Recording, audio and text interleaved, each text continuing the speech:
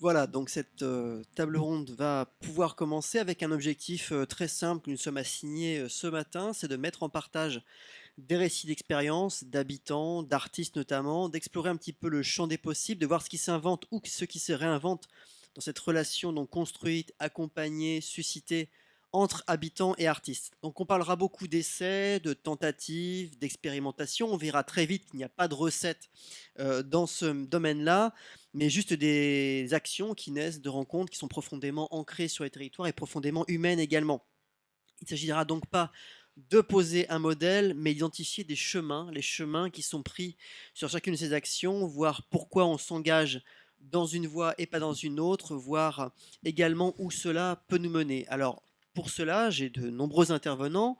Ils seront concis, puisque l'objectif, c'est évidemment la participation. C'est le thème de la journée, donc c'est que vous puissiez également participer au débat, témoigner donc à la fin de leurs interventions, également leur poser des questions auxquelles ils pourront être amenés à répondre et échanger avec vous. Donc voilà, gardez bien, notez bien vos interventions pour la fin de la matinée de manière à ce qu'on puisse échanger ensemble. Je vous les présente très brièvement avant qu'on rentre dans le vif du sujet. Donc, à ma droite, nous avons Malika Chafi de la Fondation Abbé Pierre, Yann Gilg qui est artiste, metteur en scène, compagnie Mémoire Vive à Strasbourg. Juste à mes côtés, deux habitants. Ah, pardon.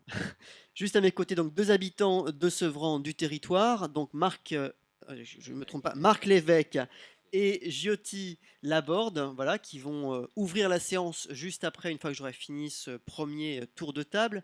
Puis Marie Lindemann pour les nouveaux commanditaires. Carole Caremera, qui est artiste, qui vit entre le Rwanda et la Belgique et qui a surtout mené plusieurs actions sur le territoire ici, projet participatif qu'elle a conduit ici à Sevran. Lionel Arnaud, qui est professeur en sociologie, qui a travaillé, expertisé et réfléchi sur différentes actions, projets participatifs conduits en France et en Europe. Et Géraldine Bénichou, théâtre du Grabuge, qui est basée à Lyon, mais qui a une longue histoire avec Sevran sur plusieurs projets. Je crois d'ailleurs que vous étiez là, même dans les tout premiers projets participatifs qui ont été menés sur le territoire. Voilà, donc on pourra échanger avec vous. Juste avant que je passe la parole aux deux habitants du territoire, on a également une petite vidéo à vous passer pour témoigner de ce qui est mené ici à Sevran et sur le territoire voisin.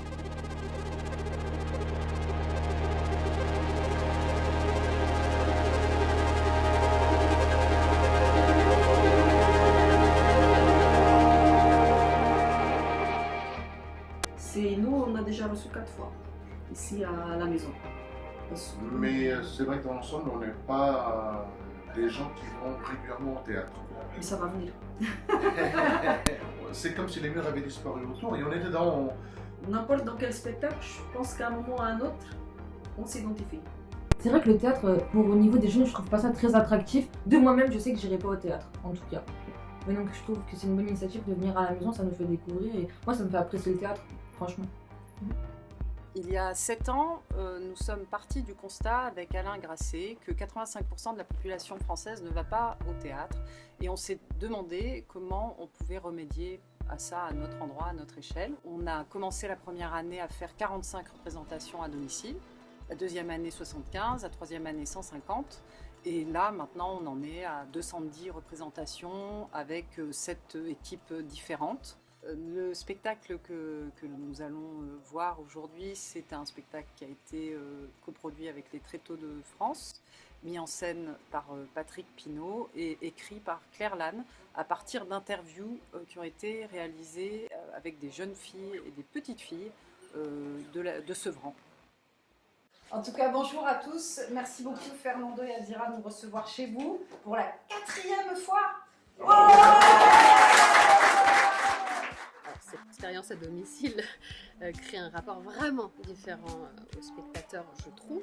C'est radicalement différent de ce qu'on vit d'habitude au théâtre, dans un rapport scène-salle qui est très codifié. Puisqu'on se retrouve dans une proximité, c'est le moins qu'on puisse dire, si on joue dans des salons, les espaces sont assez petits. On a les gens quasiment sur nos genoux, quoi. Parfois, quand on s'assoit, on a nos genoux qui touchent les genoux du public. On est dans l'intimité des gens. Bonjour. Bonjour. Chers citoyens, je suis nouvelle présidente de la République. Je voudrais me confier à vous. Il y a trop de bouchons, il faut que ça s'arrête. Je vais construire des maisons pour les gens qui sont pauvres. J'aimerais être grande. J'aime bien être grande. On passe d'un petit appartement dans un HLM à un pavillon de banlieue, d'une famille monoparentale à une famille avec des enfants qui font du théâtre. On croise absolument toute la population de Sevran et des alentours.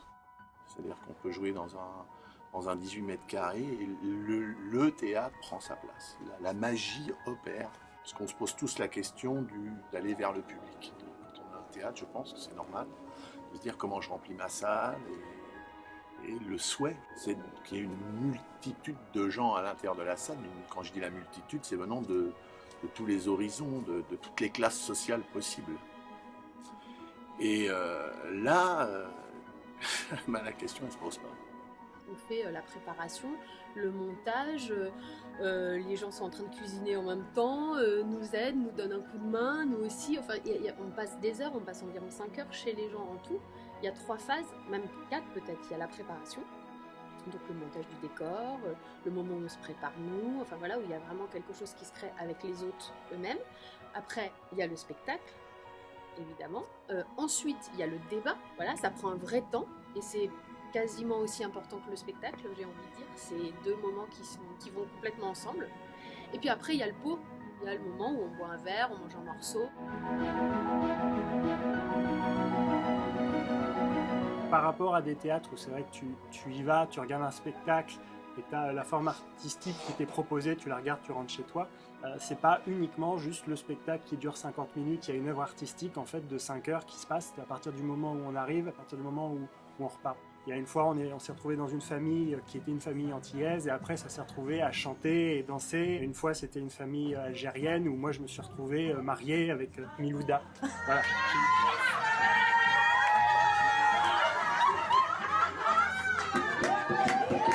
Qui, du coup, on s'est croisés, m'a proposé de se marier et j'ai tout de suite accepté.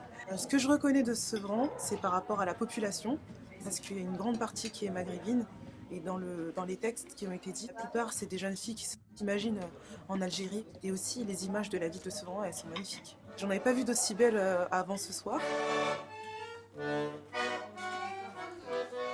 On a eu des moments très émouvants avec des femmes qui vont nous raconter que quand on parle de l'Algérie, ça leur rappelle leur enfance, le pays qu'ils n'ont pas vu depuis 20-30 ans. Nous diffusons actuellement les spectacles sur une quinzaine de villes, je précise, et c'est très important que ces spectacles sont gratuits pour les habitants, mais ils ne sont pas gratuits en soi puisque c'est des compagnies professionnelles qui tournent dans le réseau national qui font ces spectacles et qui tournent à domicile avec nous. Et donc ces spectacles sont financés en majeure partie par la ville de Sevran, mais aussi par l'agglomération, le département, la région, le ministère de la Culture, le ministère de la Ville et maintenant aussi des fondations privées comme la Fondation ADP ou la Fondation Cœur à l'ouvrage.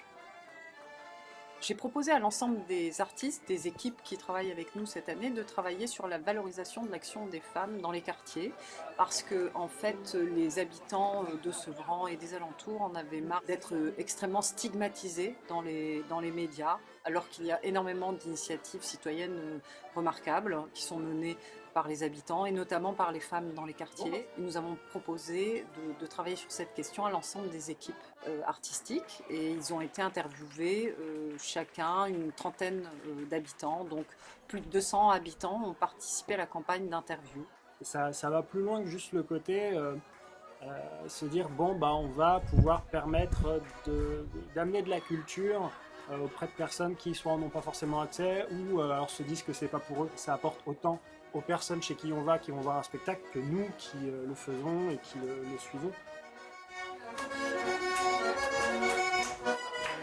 C'est un vrai engagement social, politique, d'aller vers.